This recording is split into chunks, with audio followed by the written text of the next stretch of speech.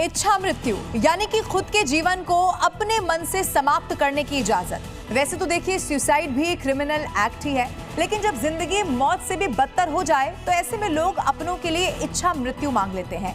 देश में ऐसा पहला मामला सामने आ गया है जब सुप्रीम कोर्ट ने इच्छा मृत्यु पर फैसला दे दिया है। लेकिन ऐसा क्या हुआ कि 3 साल से एक पेरेंट अपने बच्चे के लिए मौत मांग रहे थे, और ये पेरेंट्स की जो याचिका है उस पर सुप्रीम कोर्ट ने क्या निर्देश दिया, दिल दहला देने वाली ये खबर क्या है, इसकी पूरी डिटेल आपको इस रिपोर्ट में देखनी चाहिए। सबका भला हो, कल्याण हो, तो इस जनहित के हेतु ये मैंने बताया कि ऐसा होना चाहिए। मेरे जज साहब अपने लड़के का मामला नहीं है, ऐसे इस भारत देश में पता नहीं कितने लड़के पड़े।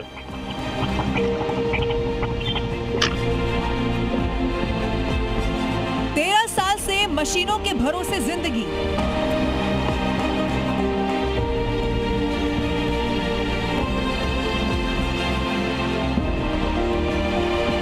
सुप्रीम कोर्ट से इच्छा मृत्यु की गुहार पूरी।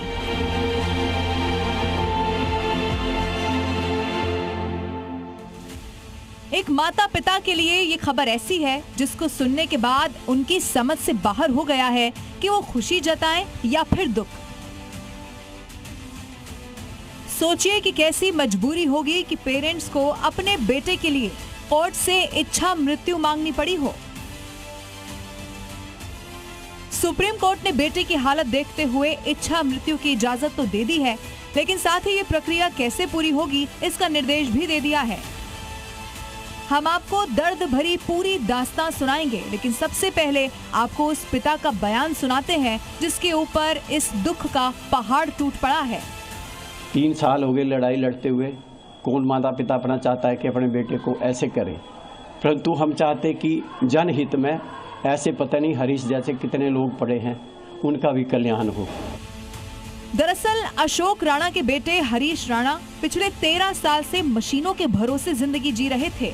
गाजियाबाद के रहने वाले हरीश लाइफ सपोर्ट सिस्टम पर हैं। सुप्रीम कोर्ट ने यह फैसला हरीश की मां निर्मला राणा और पिता अशोक राणा की इच्छा मृत्यु देने की अपील पर सुना दिया है। हरीश के माता पिता पिछले 3 साल से कोर्ट में बेटे को इच्छा मृत्यु देने की लड़ाई लड़ रहे थे, जिससे बेटे को आजीवन दर्द से मुक्ति मिल सके और उसको नेचुरल डेथ दी जा सके। दरअसल हरीश की ये हालत उस वक्त हुई जब हरीश राणा चंडीगढ़ की पंजाब यूनिवर्सिटी से बीटेक की पढ़ाई कर रहे थे। 2013 में वो हॉस्टल की 4थी मंजिल से गिर गए। उनके पूरे शरीर में लकवा मार गया और वो कोमा में चले गए। अब हरीश ना कुछ बोल सकते हैं और ना ही महसूस कर सकते हैं। तब से अब तक हरीश को खाना पीना नली से दिया जा रहा है, जबकि वो पूरी तरह से वेंटिलेटर पर हैं। 13 साल से बिस्तर पर पड़े होने की वजह से हरीश के शरीर पर बेड सोर्स यानी कि गहरे घाव भी बन गए हैं। उनकी हालत लगातार खराब होती जा रही है। हरीश की स्थिति काफी दर्दनाक है। लंबे समय से बेटे को तकलीफ में देखते हुए परिवार मानसिक रूप से टूट चुका है, जिसको देखते हुए सुप्रीम कोर्ट ने निर्देश देते हुए कहा है कि मरीज का इलाज रोका जा सकता है। एम्स के पैलिएटिव केयर सेंटर में भर्ती किया जाए।